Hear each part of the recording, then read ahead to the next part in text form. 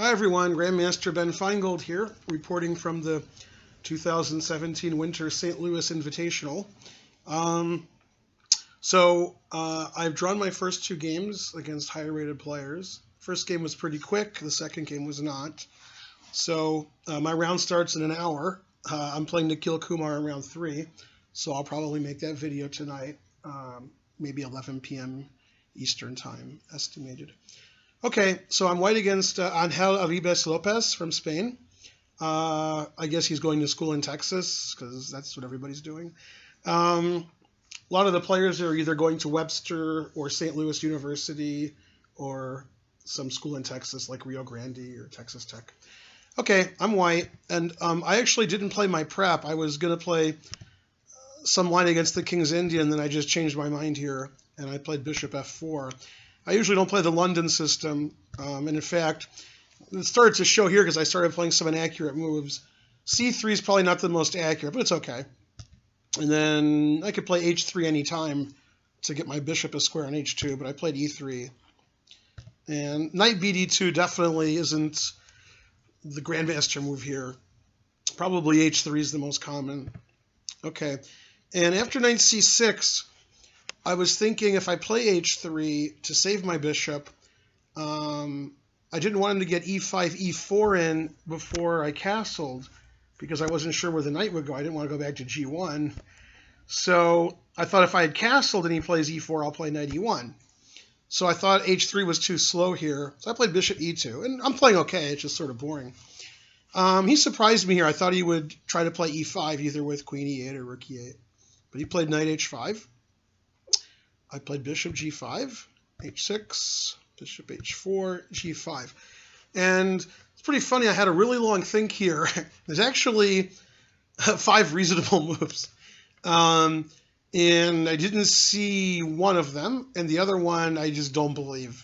So this is a really interesting position. I really would like to talk to a super GM about this. So maybe I'll talk to Wesley or Fabiano Caruana next time I see them, because I want their opinion on certain things I don't agree with the computer.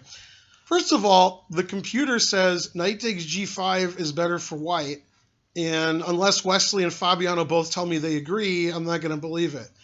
And for some reason, Stockfish says white's better here, but that's not the way I play chess. Here I think black's just winning, and the computer thinks white's better. So, all right, I'll talk to some good player and see if they think white's position is even playable. Okay, so I'm never playing knight takes G5.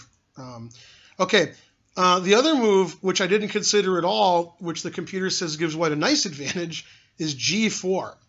And the idea behind G4 is twofold. Well, I want to take the knight on H5. Seems to me if we trade, the open G file is going to help white because I can castle queenside. And his H-pawn's weaker than my H-pawn. My H-pawn's basically defended by my queen and bishop on the diagonal. And with the open G file and the fact that I can castle queenside, I agree white's better here. If knight F6, I just go back and I lose my G-pawn, but I'll play H4. And again, I'll castle queenside, and black's king is probably a little suspicious there. Okay, so the line that I didn't see at all was bishop takes G4, and now knight takes G5. Wow.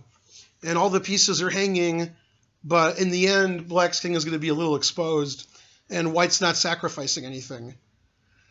So, yeah. For example, I think if black tries to win a piece by doing this, that doesn't work because, I'm threatening queen H6 and queen G5 and queen G4. So I think I'm just winning here. And even if I wasn't winning, probably I have a good position anyway by long castling and I'm just attacking his king. So that's not good. So G4 seems to give white an advantage. I didn't consider G4 really. And I did consider knight G1 with the idea of, giving him messed up pawn structure. And if he plays knight F6, I can play bishop G3. I was a little bit worried about knight F4, and I was confused. So anyway, after thinking maybe 7 minutes, I played the move bishop G3. not the computer's first or second or third choice. And I offered a draw since I was already way behind on the clock, sort of confused by the opening. And of course, white doesn't really have an advantage here. Black is going to get the two bishops. Black doesn't have to take the bishop on g3 right now. Then I'd probably take with the h-pawn and castle queenside. Play something like e6 and just sort of hang around, wait for me to castle, and then take my bishop. So anyway, this position's about equal here. And I was way behind on the clock and confused. And after analyzing the game with the engine, I'm more confused, which usually isn't the case. Okay, so that was a weird game. That was against Angel Lopez, and he's 25-11 FIDE. If you watch all my videos and you were watching the Pro Chess League in week 1, this is the game, this is the opponent where I was losing, and then I got stalemated. So, okay. Okay, next, although I'm pushing next and nothing's happening, so that's good. Let's get rid of this, and we'll go here. Okay, and we'll flip the board in case Mike Hummer wants to donate. Seems like a likely thing. Okay, so I'm playing, it's actually Yamil Yan, it's like J sound, they call him JJ, but it's spelled Camille Khan Ali Morandi. It's a Turkish player who goes to St. Louis University. He's actually on my Pro Chess League team, St. Louis Archbishops, but he hasn't played it for the team yet. Probably one of us will play on Wednesday, but I'm not sure who yet. Okay, he won the first round. He was in clear first. He beat Nikhil Kumar in the first round. And he usually plays e4. And I prepared to play the Fort Knox variation of the French, which I've probably played 3 or 4 times in my life, with bishop to d7 and bishop c6. And bishop d3 is the main move, and in fact, he's played that before. In the last Norm tournament they had here, I had this position, and I drew against international master, I think that was slightly higher rated than me, something like 2490. Okay, he played knight g5, which I knew was a move, but I didn't know what to do, so I went into a 10-minute think. It seems like black has 3 moves here that are played at the grandmaster level: bishop d6, bishop e7, and knight d7. I was really afraid he was going to sack on f7, and I tried to make the move that would make that least likely. It seems like the engine likes knight d7 and bishop e7 is number 2, but I chose bishop d6. And I was thinking if he took on f7, which is probably correct, then this would happen. And this position is just a total mess. My king can never castle. It's stuck in the center forever. He's got castles, bishop g5, queen e2, d5. So I don't know. Computer says white's slightly better. And he sort of forgot his prep. He sort of barely looked at bishop d6, and he just forgot what to do. Anyway, it turns out that about 20 years ago, this was a game between Anand and Karpov. Anand was white, and we actually followed that game for a long time, unbeknownst to both of us. So he played bishop d3, and now after h6, he can't really sack on f7 because, you know, the knight wants to come in and attack my king, but I have both of those squares defended. So he retreated, and I traded and played c6. Now, what's funny about this position, let's go back to bishop c6. If he plays bishop d3, I was going to play the main move, knight to d7. But there's another line, in fact, it's a Nakamura game and other people, where you go takes, takes, c6. This is another way to play. And, you know, black develops his knights like this and so forth. Well, this position and the position that we got in the game is the same, except black has 2 extra tempi. I've played the move bishop d6 and h6. And the reason is my opponent lost 2 tempi moving his knight back and forth. So I was pretty happy. So after knight e4, I traded and played c6. Now h6 may or may not be a good move. If I castle kingside and he castles queenside, he might checkmate me because I played h6. He might get g5 in and attack quicker. If he castles kingside, doesn't matter.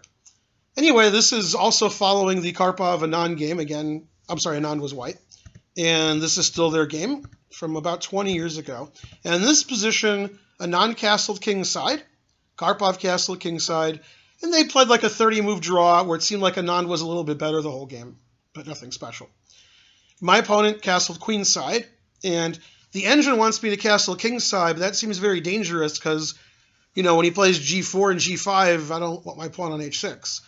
And, yeah, my opponent and another grandmaster that we were talking to after the game didn't think short castle made a lot of sense, so I long castled.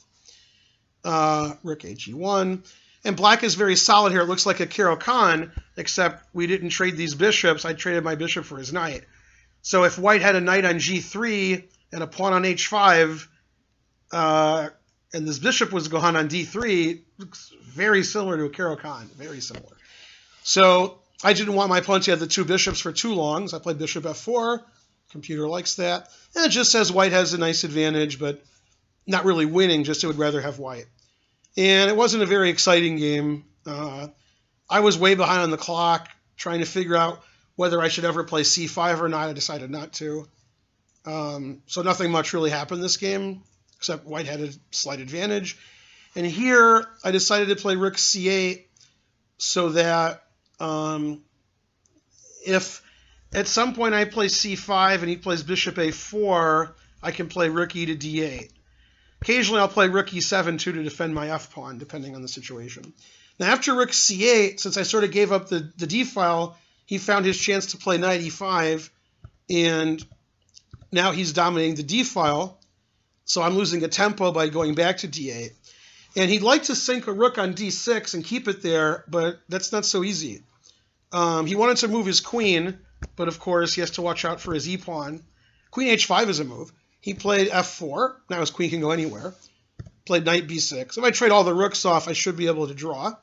And now I had been behind 17 to 30 minutes the whole game. I was playing very slowly. And now my opponent thought a very long time. I would say 15 minutes if I had to guess. He played rook D6. Obviously, he wants to get a pawn on D6. And after kicking his rook out, I was, thinking at some point he might have played C4 and C5 and sacrificed the exchange. But since his pawn's not on C5, can't get to C5, that exchange check doesn't look very good. Played rook D3. And that was the point of rook D6. Now my knight is worse on C8, and he can triple with queen D2. And I traded rooks, giving him the D file. And now I wanted to block up the king's side. I didn't want to never play anything with F5 or with G5 or anything aggressive. So I played the move H5. And it's virtually impossible for him to stop me from playing G6. And then it's hard for anybody to do anything anywhere. It's very similar to my game with Dreyev, where I'm just blocking everything up and there's one open file. So I was pretty comfortable here. Earlier in the game, I thought I was worse, slightly worse, and now I thought I was fine. I'll just play G6, and I wasn't sure what white's plan was. The computer likes white. It says white's up 0.2, 0.3, 0.4, but it doesn't really see a good plan for white.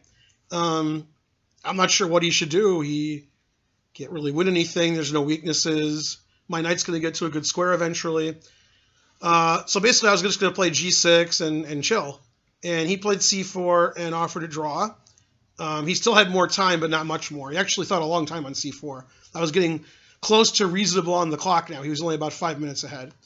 And I accepted. I would have played G6 if he hadn't offered me a draw. And then it's very hard for either side to do anything. Just sort of chill out. Any pawn breaks that he does just trades more material. Eventually, I can challenge the D file by playing knight E7, king C8, and rook D8. Okay, so just 1 second. Yeah, coming. Just a second. Sorry. All right, well.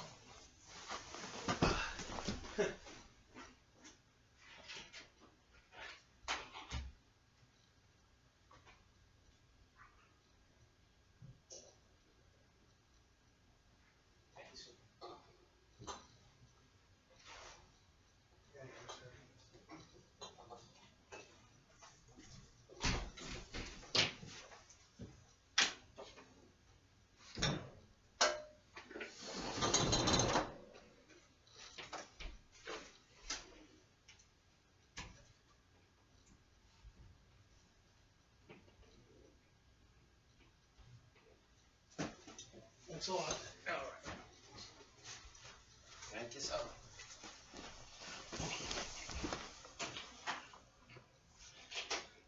All right, well, that was very strange. Normally, I would edit those 2 minutes out where I wasn't saying anything. I'm in my hotel room, and I asked for a little fridge, and that was about an hour ago, and it just showed up. So now I have a fridge in my room. Hooray.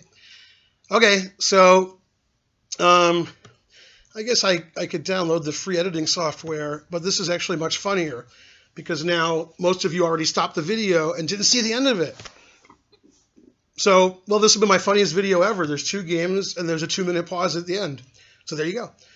Okay, well, this is Grandmaster Ben Feingold with another weird video with 2 draws. Please visit my website, www.atlchessclub.com. Consider a donation because you'll never get those 2 minutes of your life back. And come back tonight for my riveting game with Nikhil Kumar, the World Under-12 champion. He started out, he's 0-2, so he's probably looking forward to playing me. Luckily, I have white. Okay, make sure you like and subscribe, and hopefully you got to have a drink or something during that 2-minute pause. All right, bye, everyone.